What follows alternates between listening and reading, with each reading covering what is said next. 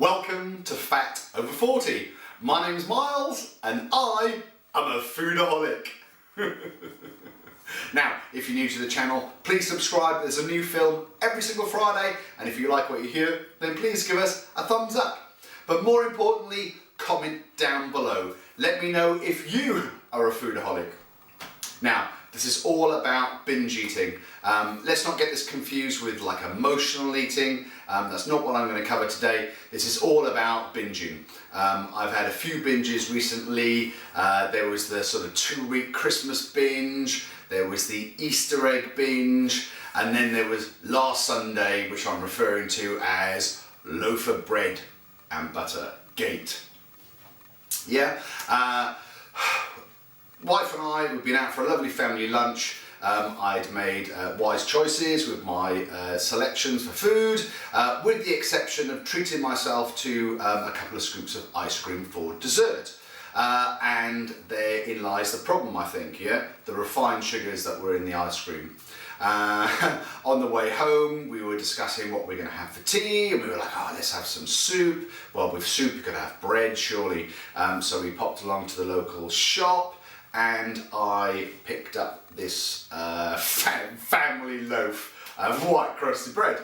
I got it into the house, I rushed upstairs to the kitchen, got the bread knife out, carved, hopefully I'm not making you all feel really hungry, because it's making me feel hungry, carved off a big corner of the bread, spread lots of butter on it, gobbled it all up, and then broke out the crunchy peanut butter. I was having bread with butter and peanut butter on top, and yeah, look, lo and behold, I ate the whole loaf to myself. My wife's gluten-free, so she didn't have any of it. I basically just filled my belly.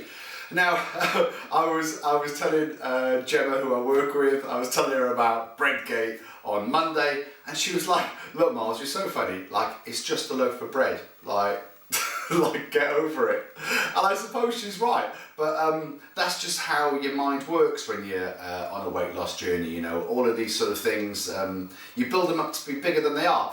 And like, it is only a loaf of bread, but it was like an example of binging, and I think for me the trigger was the sugars that were in the ice cream. Yeah, I think that I'm a foodaholic, and I think that I am addicted to sugar. So I had the sugar in the ice cream, and it just made me sort of crave more. You know, my diet isn't loaded with lots of sugar on a regular basis, and I think that that sort of exaggerates things when I do have sugars.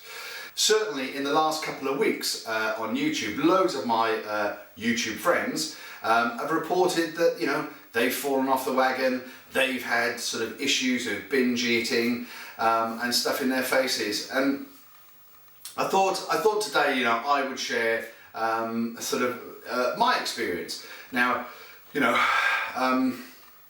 I think that I'm addicted to sugars, and just like you know, someone be addicted to drugs or addicted to alcohol, you know, you abstain completely, and that keeps you dry and keeps you on the wagon.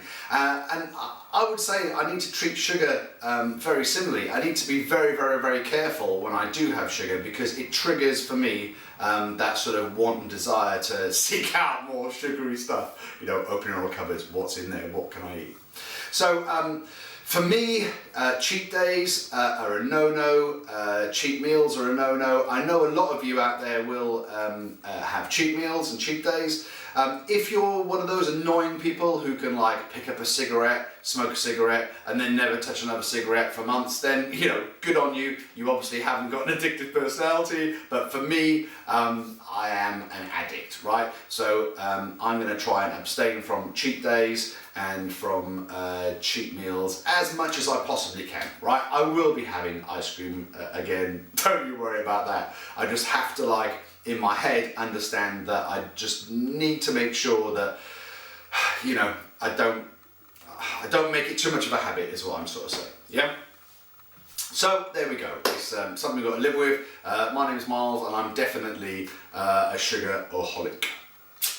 Now, have you seen the biggest ever Get Healthy collaboration on YouTube? If you haven't, where have you been?